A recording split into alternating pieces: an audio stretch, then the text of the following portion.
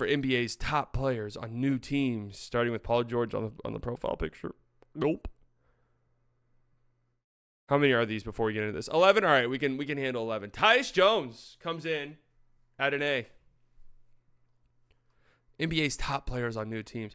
Tyus Jones comes in at an A. Yeah, he's been great. $3 million. I mean, what the fuck? Nearly 7 assists per game, only 1 turnover. 37% from 3. We knew that was going to be good. Chris Paul, A. Yeah, he's been, 8-8. And like somebody said in here, maybe the biggest thing is him playing alongside Stephon Castle and Castle getting that experience. KCP has hit more backboards and corners threes this season. I wonder if he's going to be on here. San Antonio landed their franchise player in the lottery last year. To help Victor Wembanyama develop, the team brought in one of the best true point guards over the last 2 decades. Paul has struggled to stay healthy on teams competing for playoff positions, but on the Spurs, there's less win-now pressure. So what's interesting about this is like, Wemby offensively, I'm sure he's benefited a little bit from Chris Paul, but it just feels like Wemby's out there. It just feels like Wemby's out there, doing Wemby shit regardless. But again, the Stephon Castle one might be the biggest piece of all of this. Caruso at a B-. So full stop, I'm going to be honest with you. I think this has to do with the fact that everybody loves Caruso. Caruso is everybody's little darling, advanced analytic darling. B- has to be, there's no way in fuck Caruso's been a B-. No way. Absolutely not. He's got to be like a D. I'm being honest. He's got to be a D. Defensively, he's great. Obviously, he's great.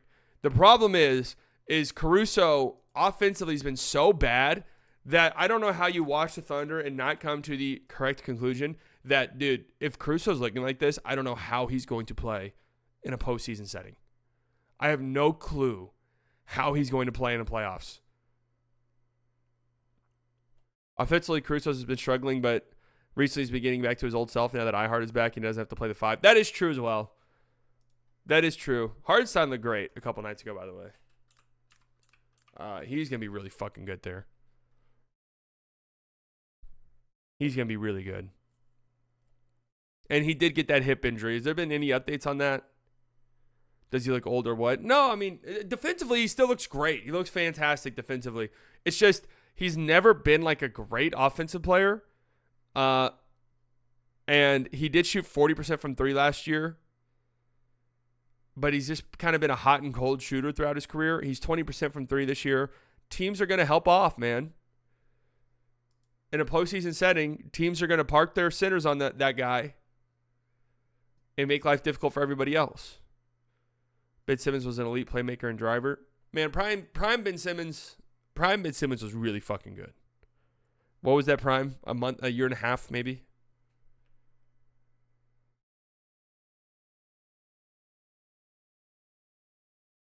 Caruso is an enigma. 97th percentile defensive EPM, but 6th percentile in offensive EPM. Defensively, he's still as good as he gets. It's way better than Giddey. Yeah, that is true. Giddey's been bad.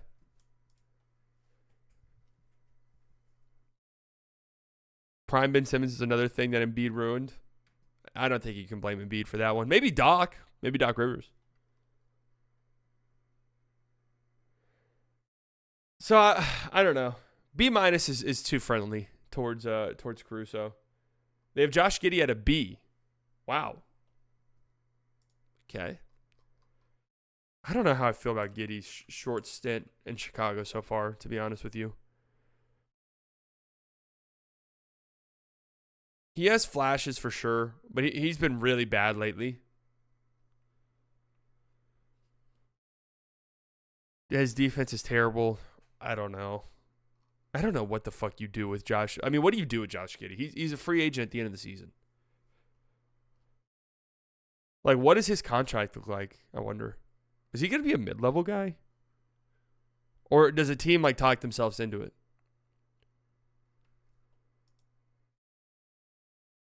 Giddey has notably improved as a three-point shooter, up to a career high 35% on 3.7 attempts. That number is tailing off dramatically, by the way. He's not a sharpshooter, but he takes it more confidently. Giddey otherwise fills up the stat sheet nearly 12 points, 6 rebounds, 6.5 assists. The Bulls are a work in progress, but the team got younger with Giddey while moving on from older players like DeMar DeRozan and Caruso. I would probably put Giddey at a C currently. Only because the only thing, if I'm the Bulls, what I really want from this Josh Giddey experience, obviously I want him to be good, but I want to know what we have in him. Like I want to be 100% confident in what we have with him moving forward so I can, sign him or whatever the case may be. Okay, he's a foundational piece. Let's continue to build alongside this guy. And that has not been the case so far. I mean, they're 12 points per 100 possessions better when he's off the court. Eesh. Speaking of Australia, where's that tattoo? I forgot about that.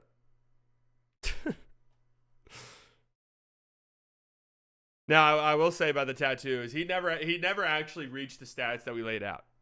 I said I'd get it anyways, but he never actually reached it.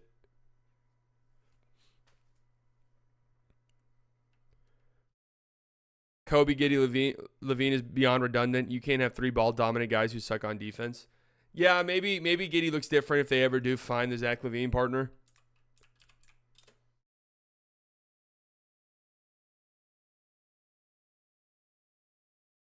But I feel like if you're the Bulls, you want Giddey to come in and be like, all right, Giddey's, our lead guard. Like, his upside and the things that he provides is better than Zach LaVine. It's probably better than Kobe White. But, that's not been the case. DeMar DeRozan, A-. Yeah, I think this is an A. DeMar's been great. DeMar has been fantastic. He's back tonight, right? No pun intended. Had a back problem. Will be returning. But yeah, DeMar's been awesome. He's been awesome down the stretch of games for them. Was worried about the spacing and stuff like that. And we'll see how that plays out over the course of the season, especially with Keegan Murray not hitting threes. Giddey will probably only be good if he's in one franchise for a long time and knows the system in and out. I mean, I don't think you can be as shit of a defender as Giddey without being like an unbelievable offensive player, and he's not an unbelievable offensive player. That's the problem. Giddey's bottom 1 in defensive EPM. Yeesh. That's not what you want. That is not what you want. But DeMar DeRozan spacing the floor to 40% clip from 3. Yeah, 2 attempts per game is not spacing the floor, really. How did my sweet prince I wake up this morning? Struggling. I woke up just so comfortable in bed. You guys know that? Just so comfortable. Did not want to leave it. What do you predict Randle and Cat's grades are going to be? I think Cat should be an A. I'd go A-. No, I'd just go straight up A. Randle, I'd go C.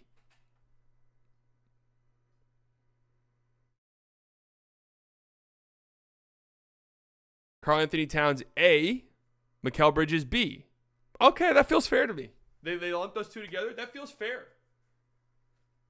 Cat's been tremendous offensively. I mean, unbelievable offensively. He's playing with so much confidence. There hasn't been there was maybe a tiny 3-game period where it was like, oh, why did Cat only get 8 shots? Like, why did Cat not touch the ball in the last 5 minutes of the game? Like, only a couple of games of that. But he's playing confident. He's 50% from 3. He's aggressive, getting downhill. Playing with, great pace. And spacing the floor and letting that shit fly. He's been awesome. Now, maybe you don't go A+. Maybe you don't go A+ because some of the defensive concerns that you might have had have kind of been there. So that maybe has you say, all right, we are concerned about that. But the offense has been so good that I think you live with it and just hope that you figure some stuff out. And again, I said this a couple weeks ago when we talked about the Knicks, but when you watch them, it's like Mikal, this was especially true a couple weeks ago, hadn't looked that great defensively so far. And Mikal, OG, those guys playing at the peak of their powers will help out Cat tremendously. I'm a simple man. I see he's slightly biased on my feed and I click. Good man. Good man. Mikal Bridges had a B. Yeah. That feels fair. I mean, you see it. You see it with Mikal. Like, I think everyone freaking out about his jump shot, myself included, because it was so fucking ugly. He's been fine. I don't think that's been that much of a problem. 31% from three, but honestly, need a Slightly Masculinity YouTube account. Cobra Slightly. Thank you.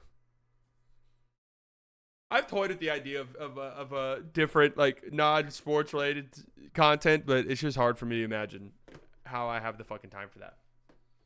Speaking, watch this.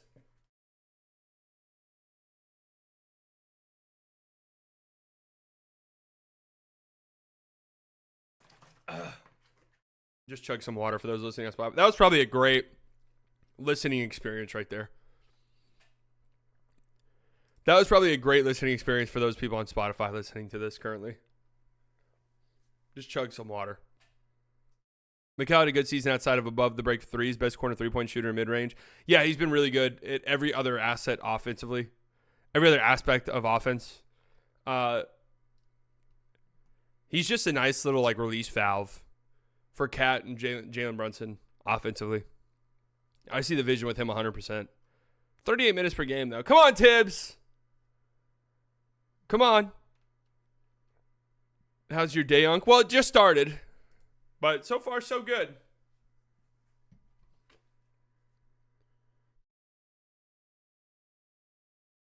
Julius Randle, A. Okay. Wow. Don't think I'd go A.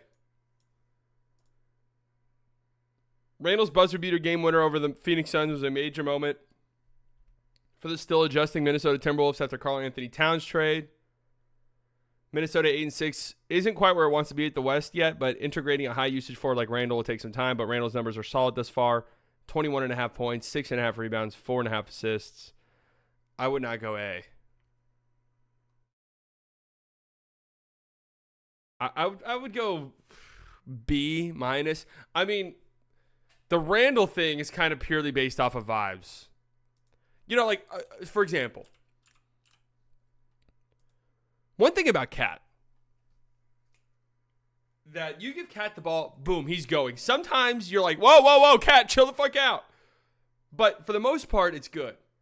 And the Timberwolves just kind of missed that. Like, even when the ball swings offensively for the Timberwolves, and I noticed this very much so in their game last night against the Raptors, you know, you have guys that are double teaming Anthony Edwards. All right. Boom, let's get the defense in rotation. Let's move the ball. Let's go. Like, Julius Randle catches the ball, and it's just very rarely is it, boom, catch, go, attack. It's catch, I'm going to jab, I'm going to up fake. All right, the defense is now rotated, and they're set again.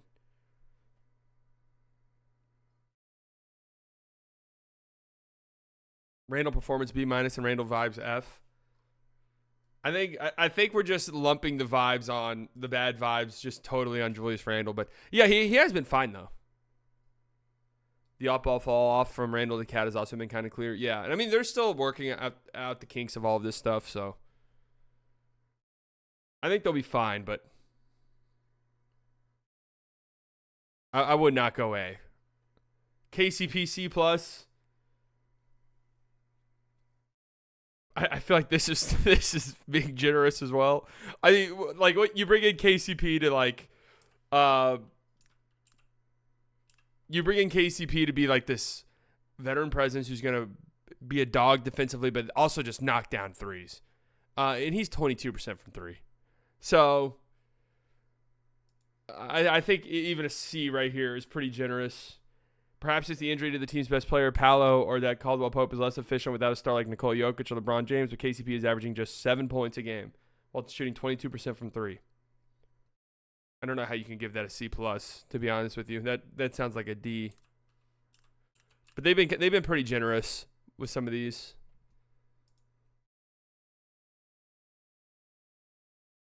What not being a Jokic merchant does to a motherfucker. It is kind of crazy that it was LeBron and then Jokic. You've been very fortunate. Klay Thompson C. So how the fuck is KCP higher than Klay? This feels like clickbait, rage bait, 100%. In what world is KCP C plus This motherfucker's shooting 22% from 3, bro. And Klay gets a C. I mean, okay. I think C is harsh, like, honestly. I'd probably go, like, B-. And Klay's been fine, I think. First and foremost, when it comes to Klay, historically a slow starter. But here's one thing for certain, and this is very apparent when you watch the games. The Mavs offensively are just much better when Klay's on the court. He does exactly what they brought him in to do. He spaces the floor. He makes life easier for the Mavs' two main guys. His spacing helps tremendously. And he's 37% from 3, which, you know, it isn't like elite. But KCP shooting 22. I wouldn't put Klay as an A. C plus maybe. I'd be like, all right. But him being lower than KCP, like what? Still can't leave me open. Let's see what they said, actually. The NBA is a results business, and the Mavericks have not been very good to start the season. The team has won 3 straight to climb to 8-7, but star Luka Doncic is dealing with a sprained wrist. You gave Julius Randle an A. And they're 8-6. Now 8-7 as well.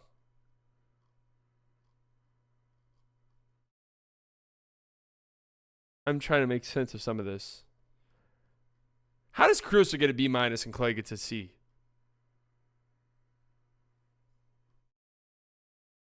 The team added Thompson, adds shooting, and he's been averaged at 37% from behind the arc. That's a far cry from his career number of 41%. Thompson is giving Dallas 14 points a game, his low since his rookie season, while shooting 39% overall, a career low. He's also a lot slower defensively than in his prime when he could take on an opponent's best scorer. The Mavs have a lot of basketball to play, but the Thompson acquisition hasn't made the team look better than last year's entry that advanced NBA Finals. Oh, this is a trash article. This might be AI. Eric Pincus.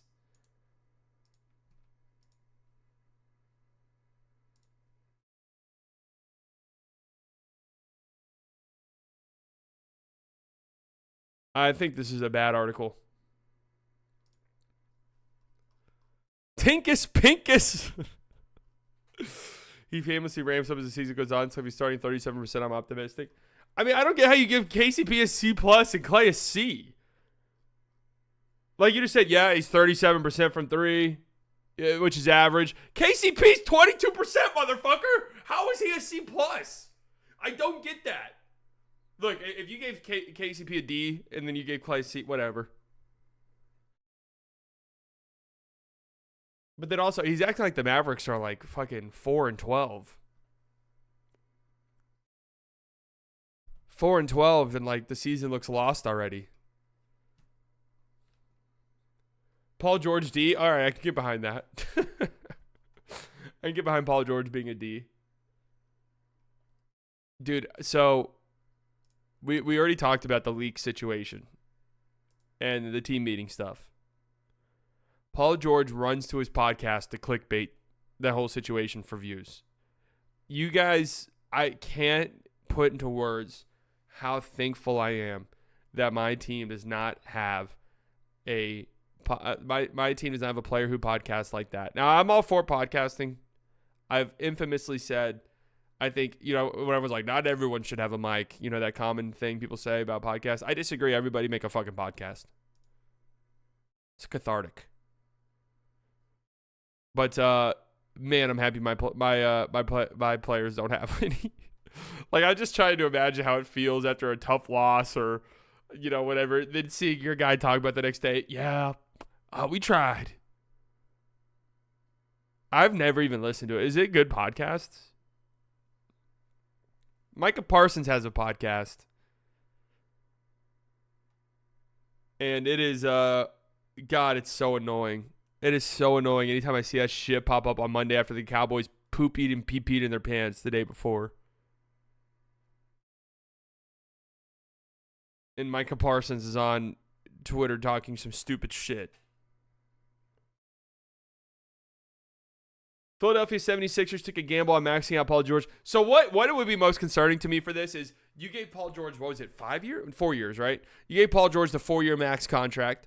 Okay.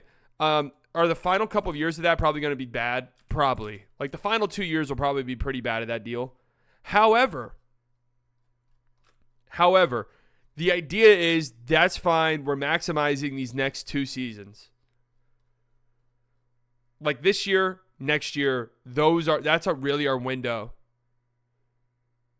That's our window to win. So if we win and we, make a finals run in those next 2 years, then the final 2 years might be worth it.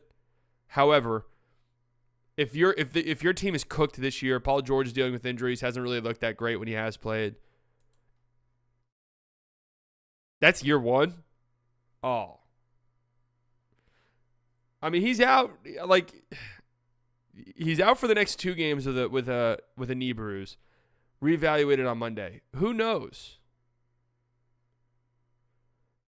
1 hour of Michael Parsons podcast or 10 hours of watching the love of your life be waterboarded. I'd rather be waterboarded myself. Honorable mentions.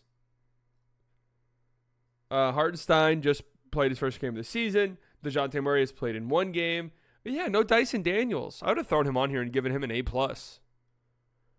Buddy Hield, yeah, he's been good. Tobias Harris, yeah. I don't know. I don't know if I love this article, honestly. How do you give Klay a C and KCP a C+? What's the logic there? I don't get it.